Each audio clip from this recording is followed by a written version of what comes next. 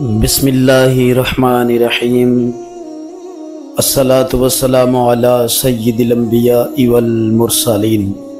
معزز سامعین، ہم اپنے چینل پر آپ کو دل کی گہرائیوں سے خوش آمدید کہتے ہیں۔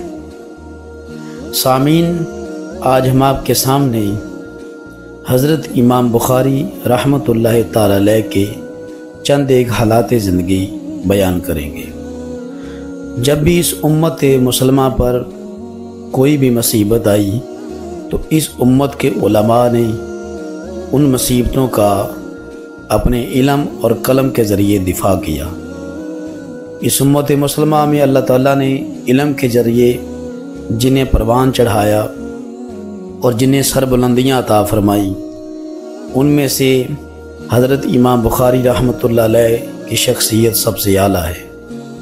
کتب حدیث میں حضرت امام بخاری رحمۃ اللہ تعالی علیہ کو بہت بلند مقام حاصل ہے۔ آپ رحمۃ اللہ تعالی علیہ کی صحیح بخاری شریف میں 7000 سے زیادہ احادیث مبارکہ ہیں۔ حضرت امام بخاری رحمۃ اللہ تعالی علیہ 5 سال کی عمر میں حافظ قرآن تھے۔ حضرت امام بخاری رحمۃ اللہ تعالی علیہ کی والدہ بھی دنیا کی پاک باز اور نیک خاتون میں آپ کا شمار ہوتا تھا۔ ایک مرتبہ بچپن میں حضرت امام بخاری کی آنکھوں کی روشنائی چلے گئی، آپ کو نظر آنا بند ہو گیا۔ آپ کی والدہ نے رات سجدے میں رو کر اللہ کی بارگاہ میں دعائیں کی۔ حضرت امام بخاری کی والدہ فرماتی ہیں، میں سو گئی، اس حالت میں مجھے حضرت ابراہیم علیہ السلام کی زیارت ہوئی۔ حضرت ابراہیم علیہ السلام نے فرمایا، صبح تمہارے بیٹے کی آنکھوں کی روشنائی واپس آ جائے گی۔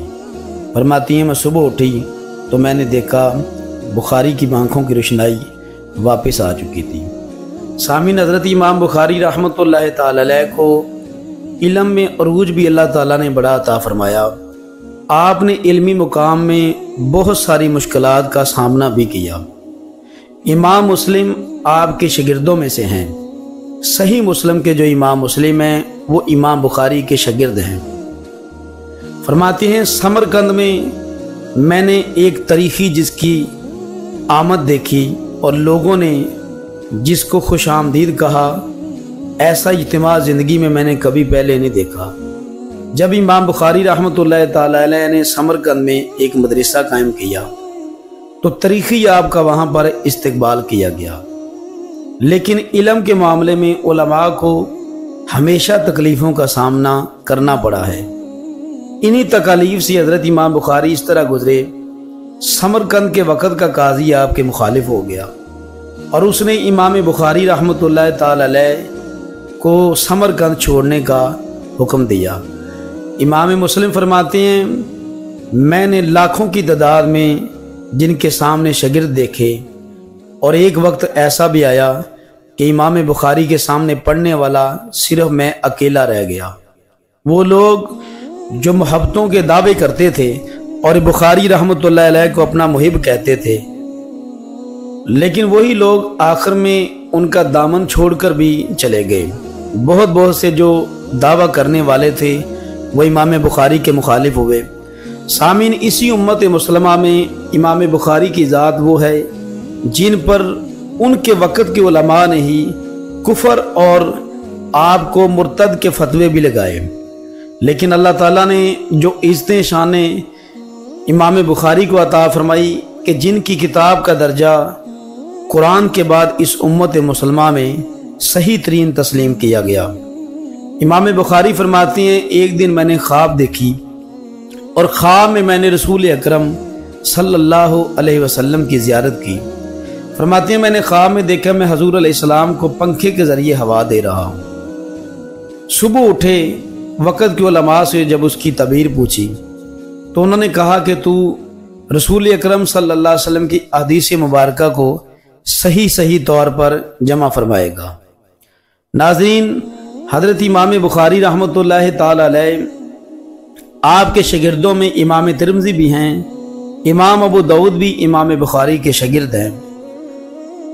حدیث کی صحیح 6 کتابوں میں سب سے پہلا درجہ امام بخاری کی کتاب کا ہے۔ जब इमाम बुखारी रहमतुल्लाह ताला अलैह दुनिया से रुखसत होने लगे तो इब्ने अजर अस्कलानी एक मुहद्दिस से रिवायत करते हैं। वो मुहद्दिस कहते हैं, मैंने ख्वाब में नबी दो आलम सल्लल्लाहु अलैहि वसल्लम को देखा।